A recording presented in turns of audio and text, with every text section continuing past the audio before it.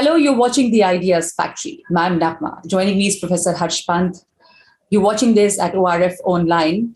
Before we start, let me tell you that the war between Russia and Ukraine has probably reached a strategic turning point, according to the Ukrainian President Zelensky. What does he mean by that? Also, the Russians are almost closing in on the capital city of Ukraine, Kyiv.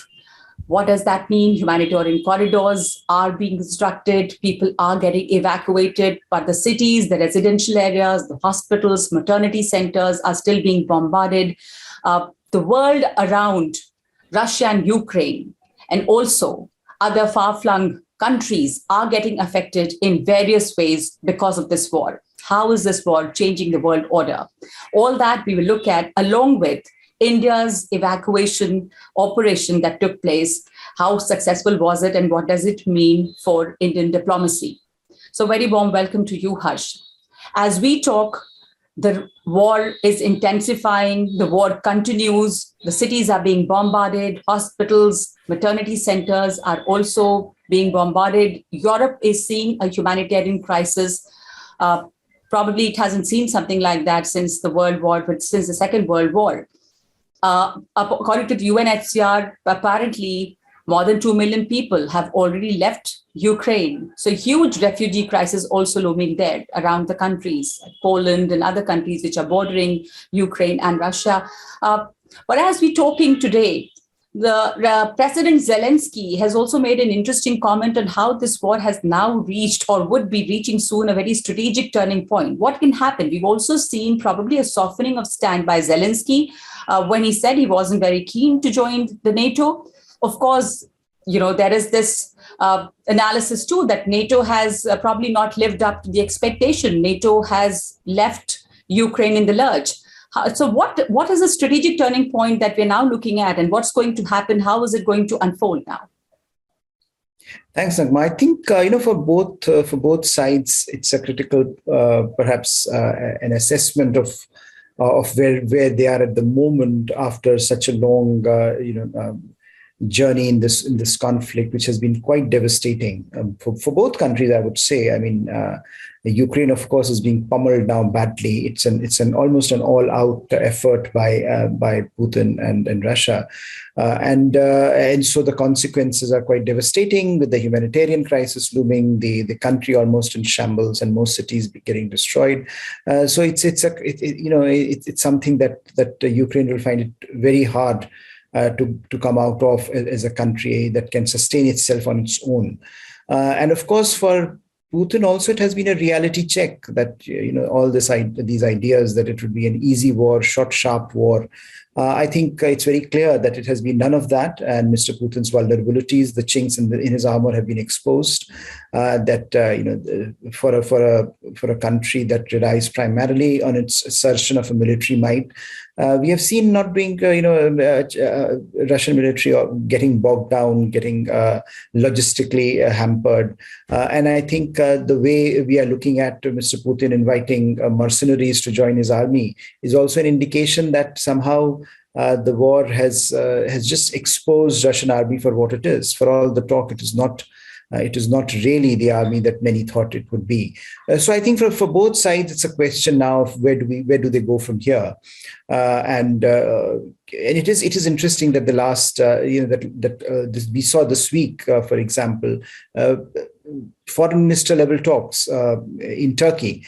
And although nothing came out of it, but I think what Mr. Putin's, I think, according to his words, that he's saying that people are telling him that some positive developments are happening, that there is a positive trend in talks. And you have Mr. Zelensky saying that, look, this is a strategic turning point. So clearly, I think both sides are looking at the possibility that this will escalate to a point where it would be impossible not to ignore the realities of of some kind of an engagement which can produce some modicum of stability. And then I think at this point, that's the aim for both sides, because beyond that, it's very difficult to visualize. And we have seen, Poland, for example, and America pushing Poland back on this question of hosting American fighters. And America is refusing to do that. Mr. Biden publicly saying that, look, America's entry of any kind into the conflict would mean a World War III, and they don't want to do that. So I think there are messages from all sides saying that this has to be a limited war, this has to be a controlled war to an extent possible. And both sides, primarily the Ukrainians and the Russians, will have to figure out a way of responding to the new realities that have been set in motion by Mr. Putin and his army. And I think at the moment we are not looking at perhaps one of the more interesting statements that also came out, which was from the Russian side, saying that we are not looking for regime change. Mm-hmm. So in a sense, I think both sides are recalibrating their initial objectives, and perhaps that would allow for the possibility of a diplomatic resolution. But again, we don't know what is, what the two sides have in mind, and how, especially Mr. Putin, would like to play this out. Sure. As you pointed out, it's a very interesting comment coming from Russian Foreign Ministry spokesperson, actually saying that we're not looking for a regime change. If they're not looking for a regime change, now what is it? Do you think Putin has achieved what he wanted? In the sense that, the liberation of certain areas and NATO's entry almost not a possibility there. So is that what he was aiming at? And has he, in a way, emerged in some way? I mean, he's lost the bigger war in terms of the perception, look at the human casualty, but has he been successful in keeping NATO away and achieving what he actually was looking at? Yes, to a certain extent, I would say yes. But NATO was never there in the picture from the beginning. When you were looking at when Mr. Putin had mobilized his forces around Ukraine, and when it was being suggested that this is for diplomatic maneuvering, and he wanted to come to some sort of an understanding with Europe on the post-Cold War security order in Europe. Even then, I think NATO was constantly signaling that they are not inviting Ukraine to be a member of NATO. So I think if this were the ambition, this could have been achieved without much bloodshed, because clearly even Emmanuel Macron, during his visit to Russia, said that we understand Russia has legitimate security concerns, and we can reach out in understanding. But I think certainly it seems to me that Mr. Putin was trying to achieve regime change. There is no doubt about it. And now saying that they don't want a regime change, they are signaling something very important. They are signaling that I think the nationalism that they have unleashed in Ukraine would be very difficult to manage, even if they have a pliant government in Kiev. And I think that's a message that has gone out perhaps to Russia and perhaps to the larger region, that look, Zelensky has been commendable in terms of mobilizing Ukrainians, and the Ukrainian sense of resistance has been quite strong. It is not that they have withered away. Still, if you look at those areas where Russian forces are occupying, every day you are looking at those visuals when Ukrainians are marching down, defying the orders from Russians. So I think at some level, Moscow would have realized that this is, if you get bogged into Ukraine as an occupying power, then I think the future is really very bleak, because certainly the only thing you will get is insurgency, resistance, low-level violence, which will be an everyday feature.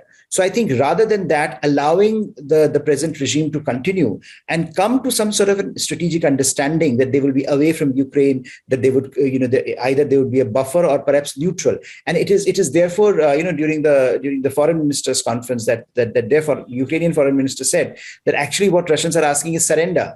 Because I think that's what they want, that at the end of the day, Ukrainian government should give some commitment about what they would do post this invasion. Yes, but what during our last episode also, I remember we discussed that there has to be a face saver. What could be a face saver now for both the countries? Also, Zelensky has kind of changed his stance and is now signaling a softening of his stance and saying that he's not very keen. He's not going to go down on his knees and beg for a membership, NATO, being included in NATO. So all that there, after so much loss of human lives in Ukraine, he's also had a change of heart. And now what could be the face saver for both? If we look at that, the diplomatic talks are still on. Also, the Russians, they're looking at their army, the size and their capability. they are only closing in on the capital city now. Was it deliberate? Was it a calibrated move of going slow? Or if the Russians had wanted, then they could have already achieved this. What were they aiming at?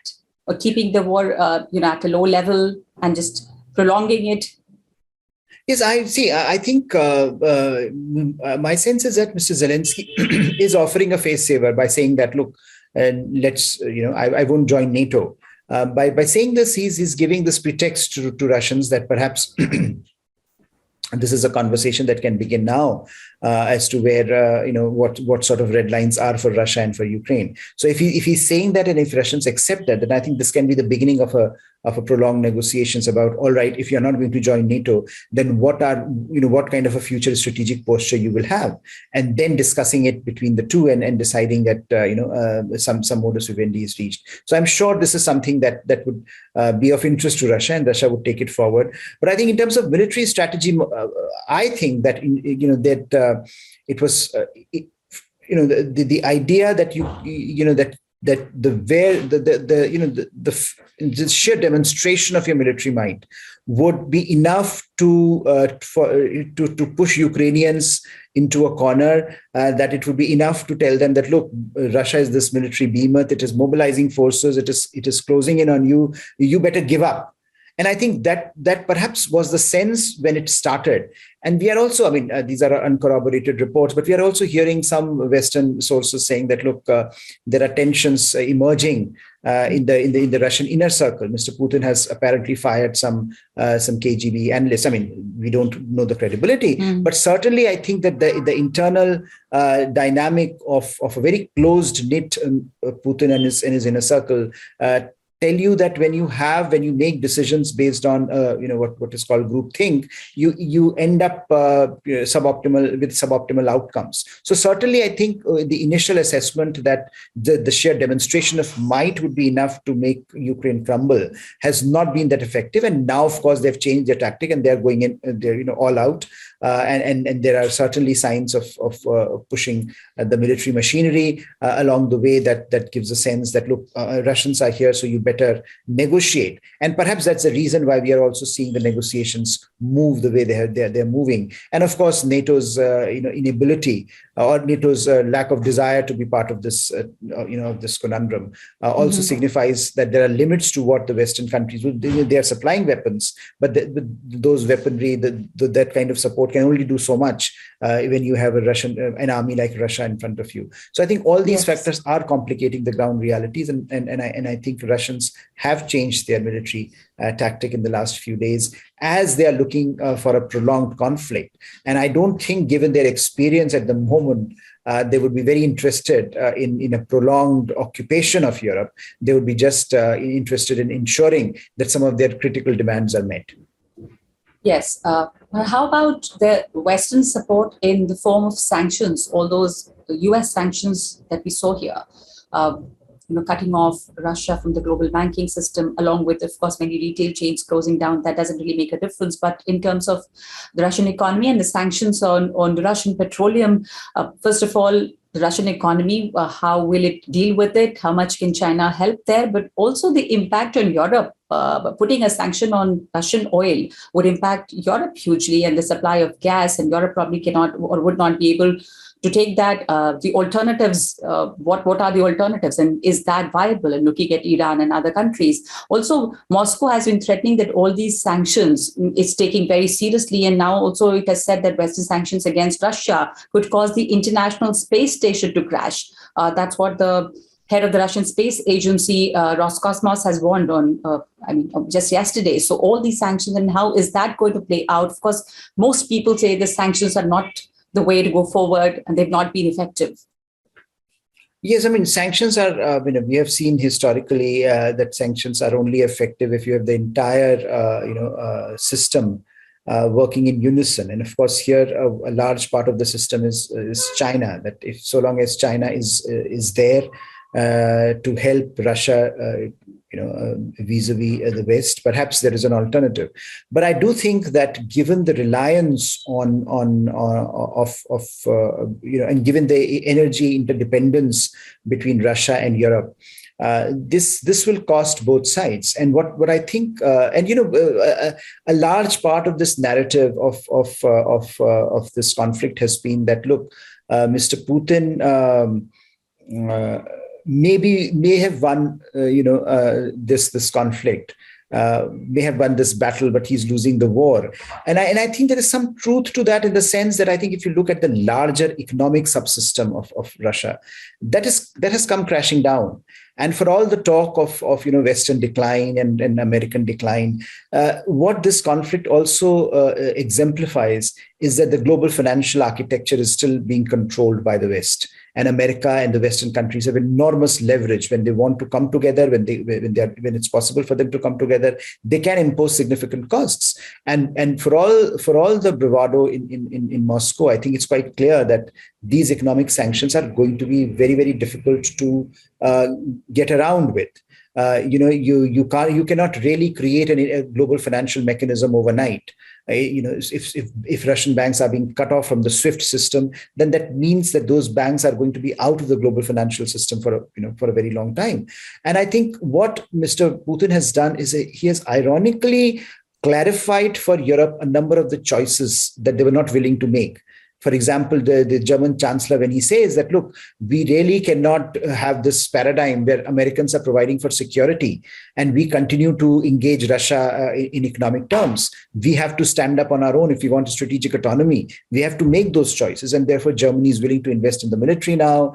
Germany has not certified the Nord Stream project, which is one of the critical projects, a very important one. And a lot of the countries, there's this EU is coming out with a policy of reducing dependence on Russia over the next 9 months, or this year, in fact. So I think a number of those issues that Europe was not willing to take on, Europe is now increasingly signaling that given the circumstances, they have no other option. So it will have certainly costs for Russia. But the question is how much what kind of a role China is willing to play. Will China go all out? Or will China play this one step backwards and two step forwards? That's what China has been doing. It's not been very, very clear in what it actually wants. It's been playing. It's been unequivocal, not been unequivocal, and the stance is kind of not very clear. So why and what can we make of that?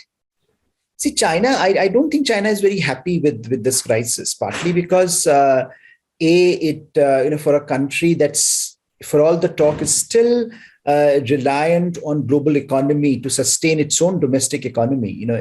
I think around 30% of Chinese exports go to Europe and to the American markets. Mm-hmm. Now, at a time when China is not doing very well domestically, when there are challenges for China all around, and when its growth rate is, by all projections, is going to be greatly struck by COVID and other factors, it is very important to keep those markets open. And so I don't think for China, it is an option that they can really rally with Russia. And I think they are saying all kinds of things. But when it comes to what they are doing, they are very diplomatically managing this relationship with Europe. In last week, Chinese president, in his remarks with the French president and German chancellor, was actually very, very open that this is a conflict that cannot go on, that China believes that diplomacy should be used more effectively to find a solution to this problem, and that he understands the challenge. And China also is providing humanitarian aid to Ukraine. So there is a sense there that that something that this perhaps has taken a turn which the Chinese thought would not happen, that it could have been resolved diplomatically. And the longer it continues, the greater impact it continues to have on global economy, certainly China would be concerned about the trajectory of this this problem, and of course of what it means for the larger fault lines in global politics. Because if you have the sense increasingly, which was already happening before, that fault lines are developing between a China-led order and a US-led Western order, mm-hmm. then I think this only consolidates this. So at the end of the day, China might be little bit scared that not only it has to carry its own burden, but increasingly the burden of Russia, which is not really an economic power in any sense of the term, and can create all these problems for China. So I think it's many people have argued that look, this is a great victory for China. It certainly is to an extent that Americans are occupied, Western countries are occupied with Russia. But I don't think Chinese are would be particularly happy with the way the things have turned out. And so, increasingly, there is a concern about, for example, Taiwan and what it means for Taiwan. So I think there are multiple issues involved in Chinese calculations here. Sure. So it's getting a lot of other countries. What has Russia done in Ukraine? It's getting other countries worried too. And of course, the US response on Ukraine is also getting countries worried. Like, we've all heard that comment from ex-Japanese Prime Minister Shinzo Abe, who's actually asked US to ditch its very ambiguous stand and be very clear, give up on the strategic ambiguity on Taiwan and be very clear, because if something like this happens in Taiwan, then it means a lot for Japan, since, look at where Japan and Taiwan are placed. How close are they? So that is getting other countries worried, and a possibility of something like this happening at this side could be disastrous. So, will US be ready to give up its strategic ambiguity? Yeah, I think it is interesting from multiple perspectives. One, I think if you are sitting in, you're a Chinese Communist Party decision maker and you're looking at what Ukraine has done, you'd be worried that if a country like Ukraine can put up this resistance, then certainly Taiwanese are no pushover. First of all, it's an island. It has multiple layers of defense. It is one of the most cutting-edge technological powers in the world. So to I think that assumption that somehow China would prevail in an easy fight with Taiwan is also, I think, given what is happening in Ukraine, many would be worried that this does not portend very well. But I think on the larger strategic question, certainly there is as to what Taiwan and Taiwan's friends should do. Shinzo Abe's comments are quite categorical that I think increasingly there is a sense of discomfort with the American position and with American reliability. So if questions are being asked about American credibility, then America should provide some assurance that it remains a credible partner. And one of the ways Shinzo Abe is saying, well, you remove that ambiguity. But again, it's one of those questions whether removing that ambiguity would lead to, for America, a frontline crisis, just like what is happening in Ukraine might lead to, if America, as Mr. Biden is saying, if we enter its World War III, if America removes this ambiguity, what it means for Chinese belligerence. But I think there are broader questions, especially if you have Afghanistan, you have had Ukraine. So there are questions being asked about American reliance on the US, American credibility, and those questions are not going to go away. But I think it's slightly more complex for Chinese calculations because Ukraine and Taiwan can't really be compared. They are apples and oranges. But also the question of Taiwanese stature as a cutting-edge economic power means that for China to believe that this is a template they can follow, it will also be foolhardy. So I think there are multiple issues around this. But I think the debate on the Indo-Pacific, on Taiwan, will only get enhanced because of the challenges that many of the powers, including India, would be feeling, that Indo-Pacific would now be off the radar for the West if these trends continue in Eastern Europe. Mm-hmm. Absolutely. Many are actually looking at this whole Ukraine-Russian episode. It's also a fiasco by the West. But very quickly, Harsh, I would like your comment on the Indian the evacuation operation that took place, mission Ganga that took place, and thousands of Indian students, Indian citizens were brought back safely, though the government faced some criticism back home on the delay and the initial trouble that the Indian students faced over there. But all the students have been brought back. So and for this, the Indian government had to deal with the Russians, the Ukrainians. We also saw that the Indian embassy helped its neighbors, Bangladesh. About 17 or so people, the Bangladeshi people, were also evacuated. Sheikh Hasina thanked Prime Minister. We've seen people from Nepal, from Pakistan being rescued. So what did this really mean for the Indian diplomacy?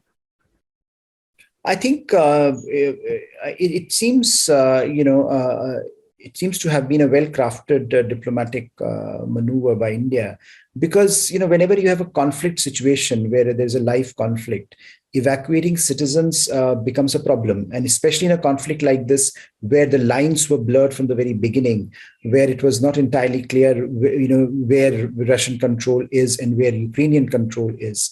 And I think, given the circumstances, it meant that India had to have its channel of communication open with not only the Russians, but also the Ukrainians, as well as the neighboring countries through which the evacuation finally took place. So it was, I think, an operation that required almost a whole of government approach. And this is what we saw. Senior ministers were there, stationed there for a few days, monitoring the situation. But I think it required that kind of an approach right from the top, with Prime Minister himself talking to leaders of various countries, and the bureaucracy managing the nitty-gritty of the evacuation. So I think overall it has turned out to be, thankfully, a crisis, an evacuation, a mission that did not have many crisis points, but it could have easily gone very wrong. And because people were being evacuated, even as shelling was taking place, even as war was was happening in real time. So one can only be thankful that all citizens and all students came out unhurt. I think there was one exception, but by and large, mostly students were brought out. But it also tells you this story of how the world is changing so rapidly, that a state's ability to protect its own citizens in faraway lands is contingent on not simply on that state's capabilities, but also on so many other factors that are often beyond a state's control. So I think the larger message here is that, as India globalizes and as the world becomes its oyster, where people are going out, traveling, studying, involved in professional work, and with Indian governments taking this position that we would work for those citizens, or we would ensure that they are safe, at times, that commitment comes with significant costs. And we should be prepared to acknowledge those costs and be ready for those costs, because it won't be always that easy. Those decisions are difficult, and those decisions mean that they have to be, managed in a more professional way, increasingly, as the world becomes more and more complex. Sure. So, that's it from us on this episode of the Ideas Factory. But as we talk, and between today and the next week, a lot would have happened. The war has reached a strategic turning point, as Ukrainian president himself is saying, let's see what is the way out. And as of today, the Russian forces are closing in on the capital of Ukraine. The president has said that Kyiv is a city under siege. Bombings are taking place, airstrikes, civilian casualties. So the war is right now, full-blown war is taking place there. So we'll keep a watch on that. Thank you so much, Harsh, for joining, and thanks to all of you for being with us. We'll see you next week.